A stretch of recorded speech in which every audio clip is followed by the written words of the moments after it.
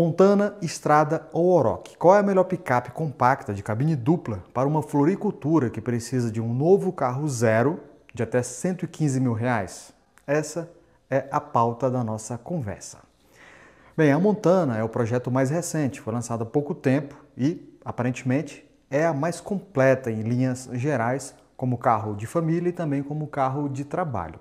Porém, há algumas questões que precisam ser analisadas com mais critério antes de defini-la como a escolha ideal.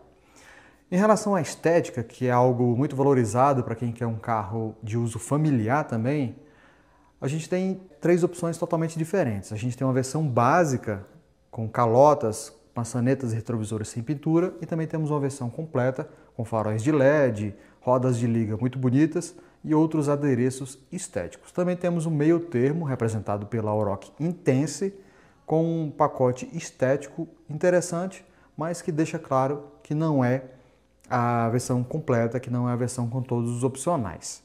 Na cabine, a Montana é de fato a mais interessante. Além de ser a mais espaçosa, é também a mais segura e oferece algumas comodidades adicionais, como piloto automático, multimídia destacado no painel, numa posição bem interessante.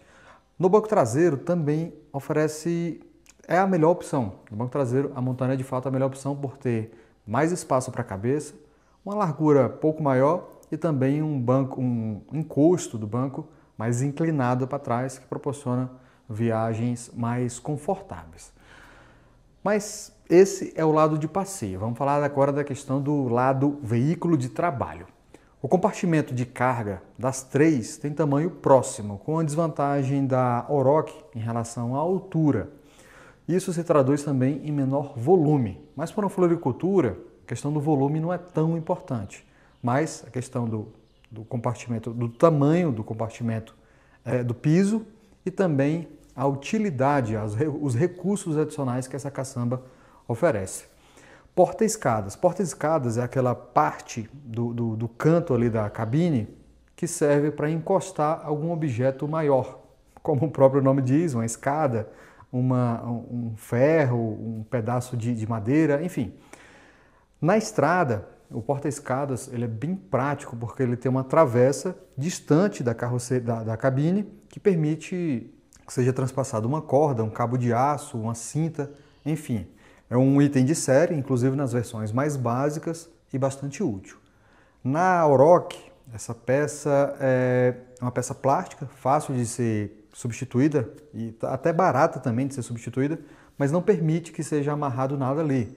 Caso seja necessário fazer algum tipo de fixação, é preciso usar a parte de trás do rack de teto. Então precisa fazer uma ponte com a corda entre um rack e outro para poder amarrar um objeto no meio. A situação é pior na Montana. No meio do porta-escadas, ou no meio do canto da cabine, tem o brake light, ou seja, não é possível, não é permitido encostar nada ali, principalmente se for algo pesado. Por falar em peso, o porta-escadas da estrada tem um limite de 50 kg, então é uma capacidade bem interessante.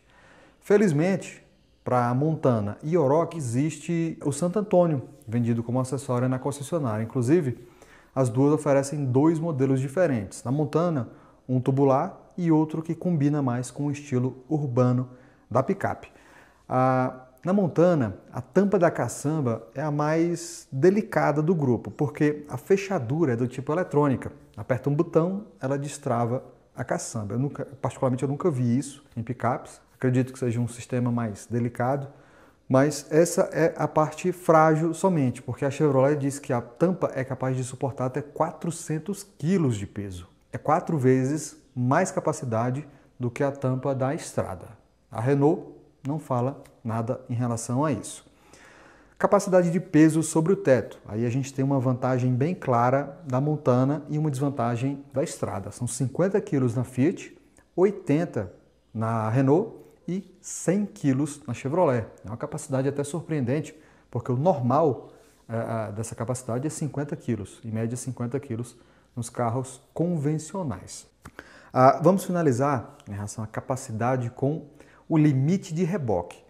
Esse limite é obtido pelo cálculo do CMT menos o PBT, E o que é isso? O CMT é a capacidade máxima de tração e o PBT é o peso bruto total.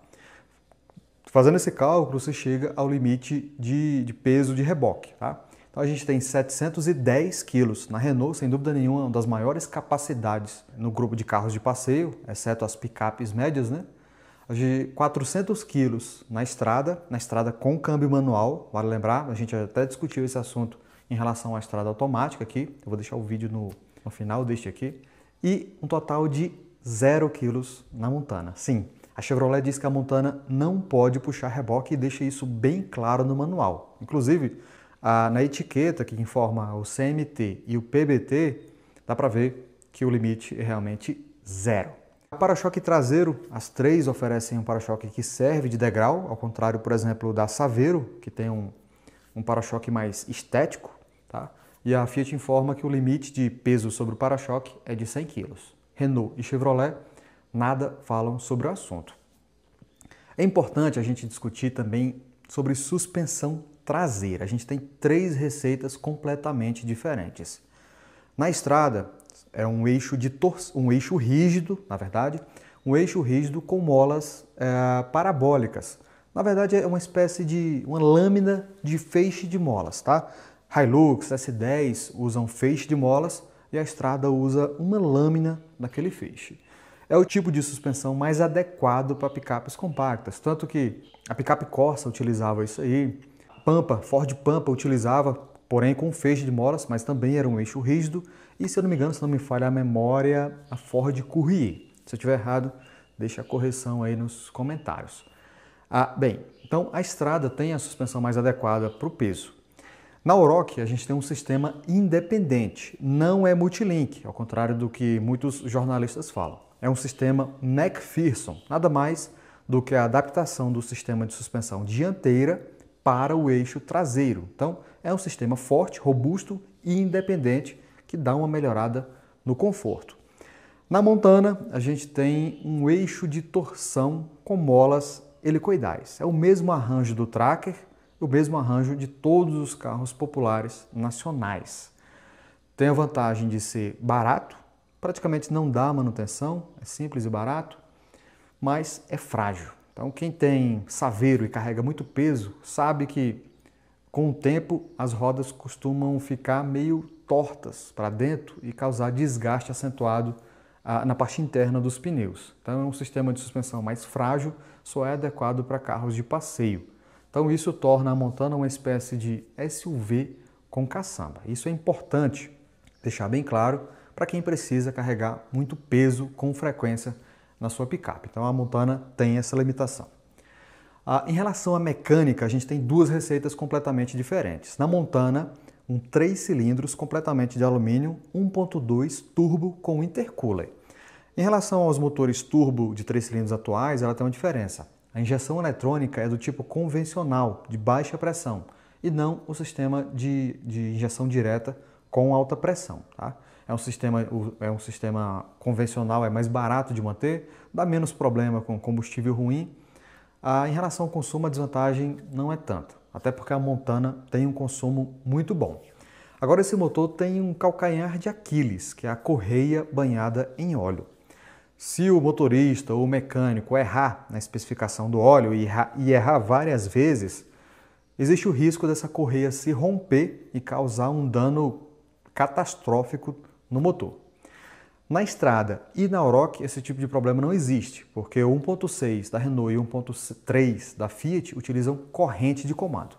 Nos 2 casos, são motores de 4 cilindros, também construídos em alumínio. A estrada é a menos potente do grupo, mas em troca entrega o melhor consumo de combustível. Então isso, aliado ao maior tanque de reserva de combustível, tem uma autonomia de mais de 700 km, ao contrário das rivais, que passam ali dos 500 somente. Para finalizar, a gente vai falar da questão da suspensão, da altura da suspensão, que também é uma informação importante para quem precisa pegar fora de estrada. A gente tem um empate na estrada e na Oroch, 21 centímetros, e uma ligeira desvantagem na Montana, com 18 centímetros. Isso com as picapes vazias, tá? Enfim, A conclusão é de que para uma floricultura que precisa puxar reboque, que precisa carregar peso e também uso eventual com família, a estrada Vulcano é a melhor opção.